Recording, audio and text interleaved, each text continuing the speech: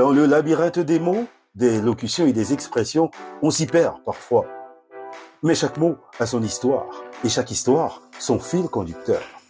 Sur la chaîne YouTube IJC Group, je vous propose Le Fil d'Ariane, le podcast qui vous donne la clé pour comprendre les expressions françaises, une à la fois, un jour à la fois. Le Fil d'Ariane, votre rendez-vous quotidien sur IJC Group. Bonjour à tous, je m'appelle Israël Jackie Cantal. Bienvenue dans cette nouvelle série consacrée au langage des diplomates. Les grandes décisions ne se prennent pas toujours sur les champs de bataille, mais dans les salles d'attente silencieuses, les tables de négociation polies et les corridors discrets des capitales mondiales. La diplomatie, c'est l'art subtil de naviguer entre la paix et la guerre, entre l'échec et la prospérité. C'est un langage codé où un seul mot peut désamorcer une crise ou, au contraire, la précipiter. Pour comprendre cet échiquier planétaire, il faut maîtriser son lexique. Bienvenue, mesdames, messieurs, dans l'art du possible, la série qui décrypte les 20 termes essentiels, sans lesquels le monde s'arrêterait de tourner. Ici, chaque mot est une règle du jeu, une arme ou un pan. Voici, dans le fil d'Ariane, le langage des diplomates. Le fil d'Ariane, du lundi au vendredi sur la chaîne YouTube de IJC Group. Le quotidien des relations internationales est assuré par les ambassadeurs, des représentants permanents. Mais il arrive un moment où la situation est trop sensible, trop urgente ou nécessite une discrétion absolue. Le chef d'État ou le ministre des Affaires étrangères a alors besoin d'envoyer un homme ou une femme de confiance, un plénipotentiaire qui a les pleins pouvoirs en mission éclair. Cette personne ne sera pas attachée à l'ambassade locale et n'aura pas les titres habituels. Elle porte un message précis, un ultimatum ou une proposition de paix secrète. Elle est la voix directe du pouvoir. Alors, sans plus tarder les amis, découvrons ensemble ce diplomate hors norme, souvent envoyé au front de crise pour une tâche unique et cruciale. Allumons nos projecteurs sur l'émissaire.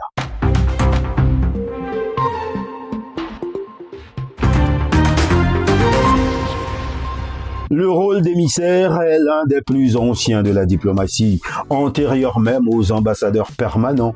Dans l'Antiquité, les rois et les empereurs envoyaient des messagers spéciaux pour négocier la paix, déclarer la guerre ou former des alliances. Le rôle était souvent temporaire, dépendant de la mission.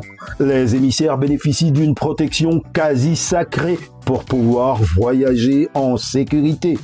Après le développement des ambassades permanentes vers la fin du XVe siècle, l'émissaire est devenu le terme désignant le représentant ad hoc, c'est-à-dire attaché, attribué à cette mission par opposition au représentant ordinaire, c'est-à-dire l'ambassadeur. Ces envoyés spéciaux permettent de contourner les lourdeurs bureaucratiques et les canaux de communications officiels, parfois pour des raisons de vitesse, parfois pour des raisons de confidentialité. Dans la diplomatie contemporaine, le terme est souvent associé à des missions de haut niveau ou des médiations complexes. L'ONU, l'Union africaine ou l'Union européenne nomment fréquemment des émissaires spéciaux pour des régions en crise. Par exemple, l'émissaire spécial du secrétaire général des Nations Unies pour la Corne de l'Afrique, afin de donner un visage et une autorité unique à l'effort de paix. Le fil d'Ariane, votre rendez-vous quotidien. En diplomatie, recourir à un émissaire est souvent un signe que la situation est dans une phase critique ou nécessite une initiative discrète et décisive.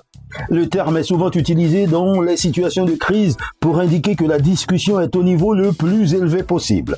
Par exemple, dans l'état actuel de la crise entre la Russie et l'Ukraine, le président américain a nommé un émissaire spécial en la personne de Steve Witkoff, qui fait le va-et-vient incessant entre les deux pays. Il a pour rôle d'évaluer la situation et transmettre des messages aux deux belligérants. Cela confère à l'envoyé une autorité qui dépasse souvent celle de l'ambassadeur résident.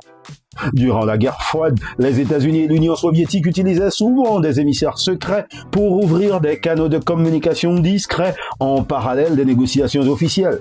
Plus récemment, lors des tentatives de résolution de conflits complexes, un pays peut envoyer un émissaire personnel pour rencontrer des chefs de factions armées que l'ambassadeur permanent ne pourrait légalement ou symboliquement pas rencontrer afin d'ouvrir des pourparlers de paix. Le fil d'Ariane, une expression, un jour à la fois. L'émissaire, c'est donc l'outil du pouvoir lorsqu'il veut agir rapidement et discrètement. Mais pour que cet émissaire ou n'importe quel ambassadeur puisse s'installer et exercer ses fonctions dans un pays étranger, il doit être officiellement accepté par l'État d'accueil. Ce n'est pas un simple accord, c'est un acte de reconnaissance formelle, indispensable pour que le diplomate jouisse de son immunité.